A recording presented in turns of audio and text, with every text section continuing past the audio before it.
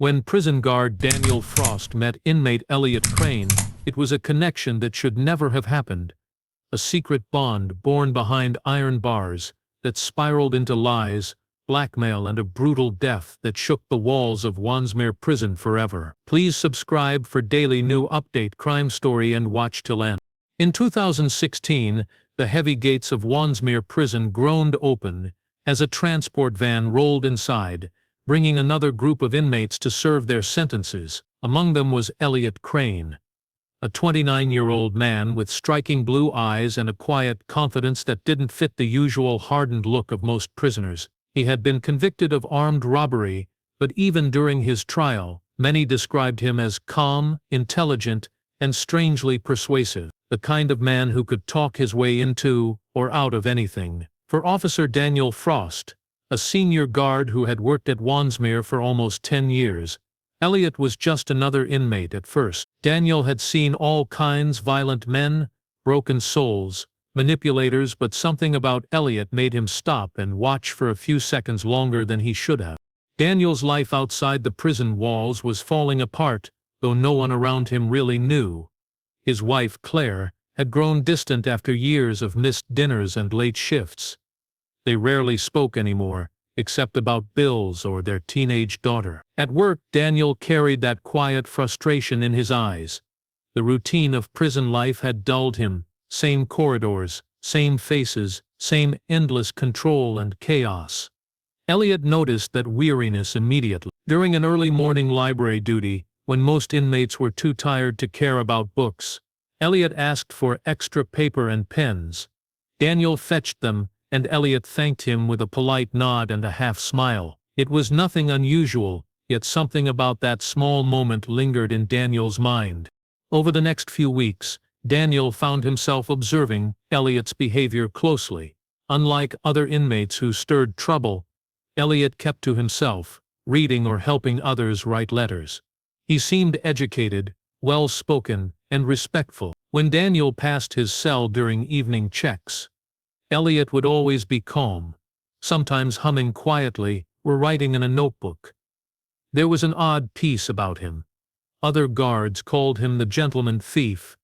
Daniel didn't laugh at the nickname. He found it strangely fitting. One afternoon, Daniel caught two inmates arguing near the laundry room.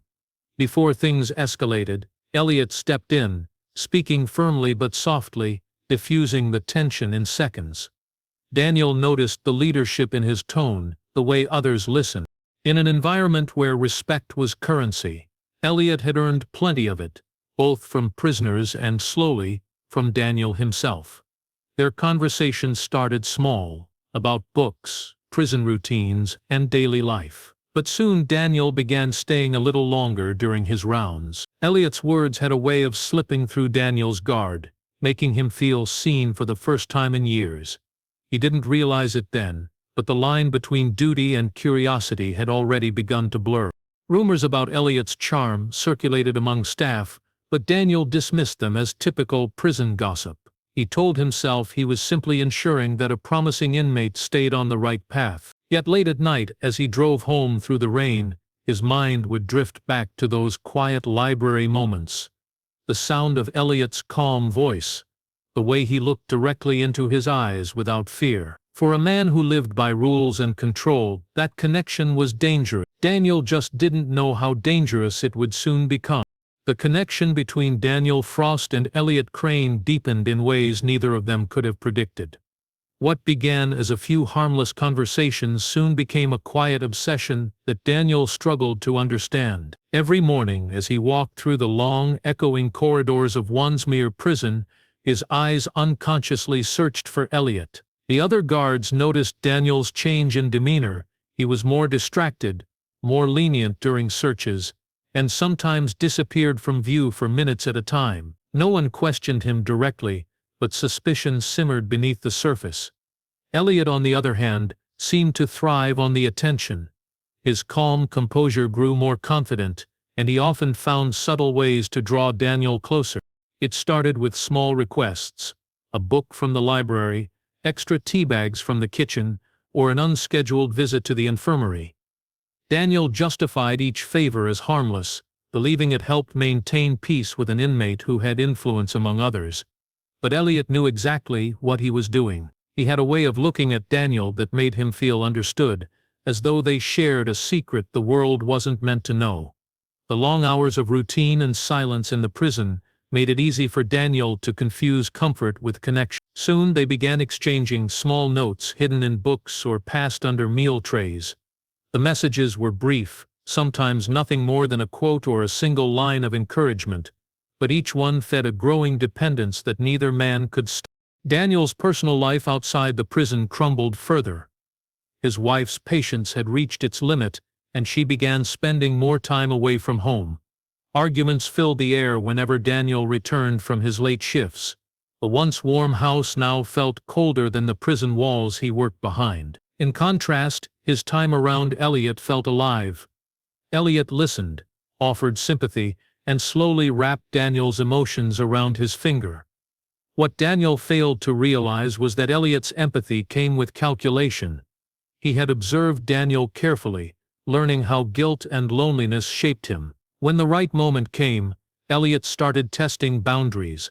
One night Daniel was assigned to cell block C, where Elliot's unit was housed. The power flickered briefly during rounds, giving the corridor a dim, shadowy glow. Elliot was standing near the bars of his cell, waiting. Daniel hesitated, then stepped closer. The silence was heavy, filled with the hum of electricity and distant voices. A brief conversation turned into a confession of personal pain. Daniel spoke of his failing marriage, his exhaustion, his feeling of being invisible. Elliot offered comfort in return, words that pierced deeper than they should have. When Daniel left that night, something inside him had shifted. He had crossed a line, not with actions yet, but in his thoughts and heart. From that point onward, secrecy became their language. Late-night rounds stretched longer. Certain camera angles were avoided.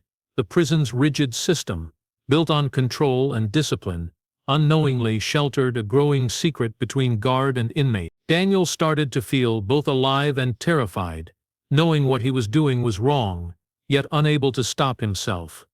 Elliot's charm had turned into quiet power, and Daniel, once the man in control, was slowly becoming the one being controlled. By the time winter settled over Wandsmere Prison, the relationship between Daniel Frost and Elliot Crane had evolved into something far more dangerous than either had expected. Their secret meetings continued in hidden corners of the prison, storage rooms, laundry areas, and dim hallways where cameras didn't reach. What had begun as emotional comfort now carried the thrill of risk, and that thrill made Daniel blind to the danger around him. The other inmates weren't fools. They saw the extra privileges Elliot received, the longer library time, the better meals, the rare moments when Daniel allowed him small freedoms no other prisoner enjoyed. It didn't take long for the whispers to start spreading through the blocks. In prison, rumors travel faster than light. Some said Elliot had something over Daniel, others claimed they had seen notes being passed, and a few even whispered that Elliot was blackmailing a guard. By the time the gossip reached the staff room, the story had twisted into a dozen versions. Officer Paul Hensley, one of Daniel's colleagues, had always found him too private, too withdrawn. When the rumors reached Paul, he decided to keep a closer eye on both men. Paul noticed things others ignored. The way Daniel lingered near Elliot's unit, how Elliot was never disciplined despite minor rule-breaking, and the faint trace of guilt Daniel carried in his eyes. The warden, a strict woman named Marion Shaw, started to sense that something wasn't right. Her prison ran on order, and she didn't like unexplained changes. She reviewed reports, and noticed that Daniel had reduced disciplinary write-ups for months. His daily reports were shorter, less detailed, almost rushed. Meanwhile, Elliot seemed to be thriving, reading, smiling, moving about with quiet confidence. Marion didn't have evidence, but her instincts told her something was being hidden under the surface. Daniel could feel the shift, too. The once quiet connection with Elliot now felt suffocating. He was constantly on edge, glancing over his shoulder, wondering who might have seen him linger too long near the cells. At home, his wife's silence had turned to contempt. She no longer asked about work, she didn't care to know. He slept less, ate less, and his mind replayed every risk he had taken. Still, he couldn't bring himself to cut ties with Elliot completely. The emotional trap had already closed around him. Elliot, on the other hand, grew bolder. He enjoyed the control. When Daniel started showing signs of fear, Elliot reminded him of the secrets they shared, the letters that could ruin his life if they ever surfaced. He began to demand small things that tested Daniel's limits. A favor with prison records, a request for unmonitored access to certain areas. Daniel resisted, but not always. Each time he gave in, the guilt deepened. The tension inside the prison became almost tangible. Officers began whispering behind Daniel's back. Some inmates mocked him indirectly, using coded jokes that he couldn't prove were about him, but knew they were. Every sound in the corridor felt louder, every door slammed sharper. The pressure of the secret was becoming unbearable, and Daniel knew it was only a matter of time before everything began to collapse around him. By early 2017, Daniel Frost's carefully built world was beginning to unravel. The affair that had once filled the hollow spaces in his life was now consuming him with fear.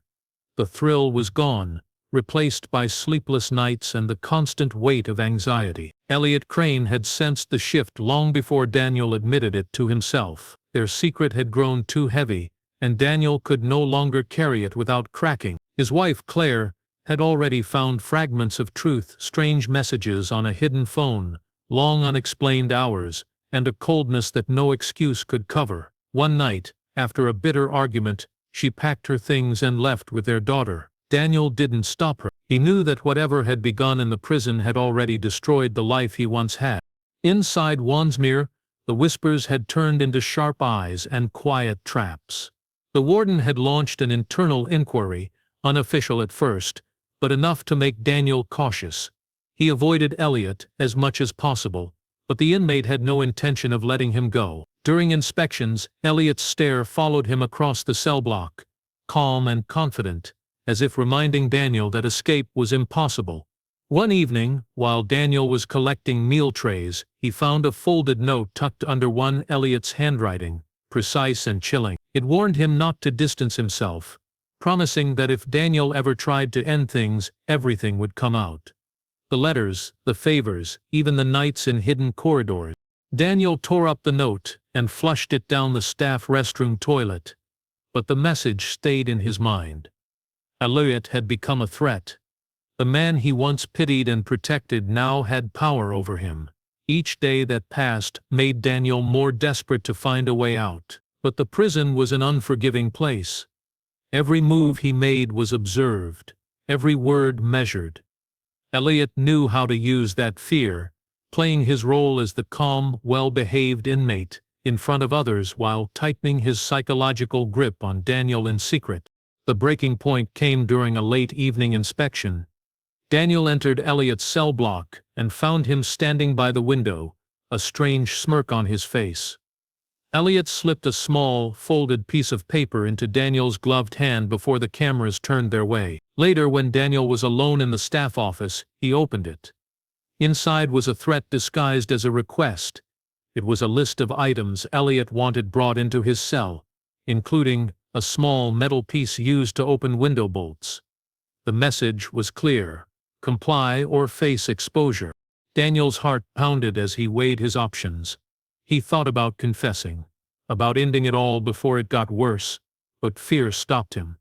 If the truth came out, he would lose everything: his job, his freedom, his family's last bit of respect. In a moment of weakness, he gave in. During his next shift, he smuggled the small metal piece inside and passed it to Elliot under a stack of laundry sheets. That single action sealed both their fates. Days later, another guard discovered the item during a random cell search. The investigation that followed pointed directly to Daniel. When confronted, Elliot stayed silent, letting Daniel take the fall. The betrayal was complete.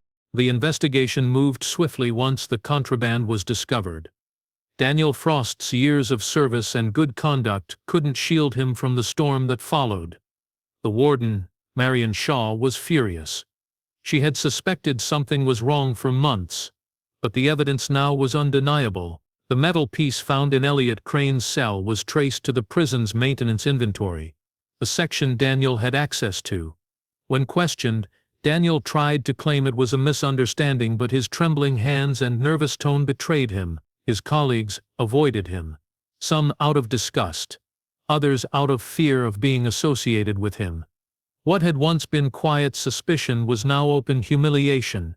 He was escorted out of the facility under watch, his badge stripped, his reputation in ruins. During interrogation, the investigators pressed Daniel hard.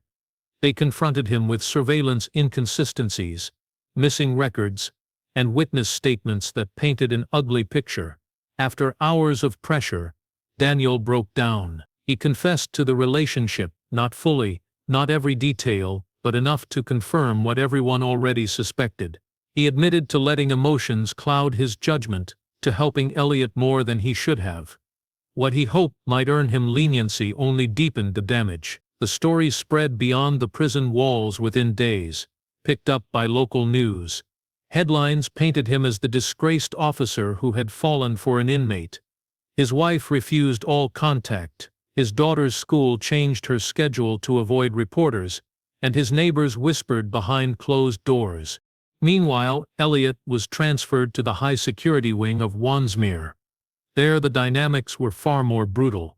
His reputation followed him. Everyone knew he had been involved with a guard. To the inmates, that made him a traitor, someone who had crossed the invisible line between prisoner and authority. Those who once admired his calm confidence now saw him as weak. He was isolated, placed in a cell under observation, but that did little to protect him from the quiet hostility growing around him. Daniel spent his suspension days at home, barely leaving the house. His mind replayed every mistake in painful loops. The first time he helped Elliot, the first note, the moment he smuggled the tool. He told himself he had done it out of fear, not affection, but deep down he knew that was a lie. He still felt a strange, broken connection to Elliot, even after everything. When he heard that Elliot had been moved to a more dangerous block, part of him worried for the man who had ruined his life. That worry only fed his guilt. Inside the high-security unit, Elliot quickly learned that charm no longer had power. The guards treated him with contempt, and the inmates mocked him relentlessly. Every look, every whisper carried a threat. He began to feel the same fear Daniel had once carried, the kind that seeps into every waking moment. He wrote one last letter, smuggled through another inmate, but it never reached its destination. It was addressed to Daniel, and in it, Elliot wrote that he was sorry for what was coming. The prison's tension grew heavier in the days that followed. Something violent was building beneath the surface. The guards sensed it, but couldn't pinpoint where or when it would strike. For Elliot Crane, the walls that had once hidden his secret affair were now closing in, and everyone inside Wandsmere knew that a reckoning was near. The storm rolled in over Wandsmere Prison on a gray February night, the kind of night when the air felt heavy and time itself seemed to slow down. The rain battered the old stone walls while the cold wind howled through the narrow corridors. Inside, the lights flickered as thunder rumbled in the distance. It was during this uneasy silence that chaos struck. Sometime between midnight and 2 in the morning, the cameras in the high-security wing went dark. A short circuit, the engineers claimed later, but the timing was too perfect to be coincidence. When the power returned, Elliot Crane was found lying on the floor of his cell, motionless. His body was bruised, his face battered, and his breathing gone. There were no signs of forced entry, no weapon, and no clear trace of who had done it. Only the silence of the cell and the faint hum of electricity in the air remained. The guards who discovered him were shaken. The scene looked like the aftermath of a savage beating, yet not a single inmate nearby claimed to have heard a thing. Elliot's death triggered a lockdown that lasted for days. Investigators swarmed the prison, combing through footage, records, and every inch of the cell block. But the 2-hour camera blackout left a gaping hole in the timeline. In a place full of violence and secrets, That window of darkness was all anyone needed to make someone vanish quietly. The warden stood over Elliot's covered body in disbelief. Whatever his crimes, whatever his choices, no one deserved to die this way under her roof. Yet somewhere deep inside she suspected the truth, that this wasn't just a random attack, it was retribution.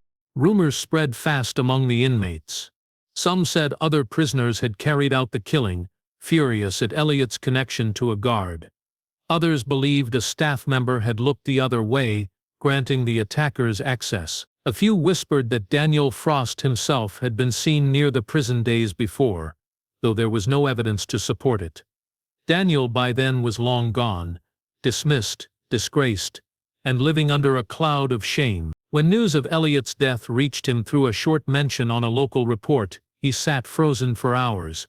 He didn't cry, he didn't move. The weight of what had happened pressed down on him like a final punishment. He had loved Elliot once, feared him later, and now the man was gone, leaving behind nothing but destruction.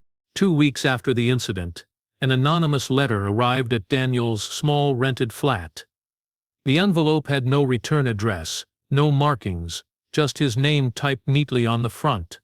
Inside was a single photograph, Elliot sitting on his cell bed, taken the night before his death. On the back of the photo, written in neat, careful handwriting, were 4 words that sent a chill through Daniel's chest. "Secrets always find you." He burned the photo, but the message stayed with him forever. The official investigation into Elliot Crane's death was quietly closed months later. No suspects, no witnesses, no confess. The report labeled it an unresolved inmate conflict. Wandsmere Prison tightened its protocols, installed new cameras and moved on. But some guards whispered late at night that the place still felt different, that strange noises echoed through the high-security wing on stormy nights, and that sometimes during inspections, the faint smell of burning paper lingered in the air. As for Daniel Frost, he vanished from every public record. Some said he moved abroad under a new name.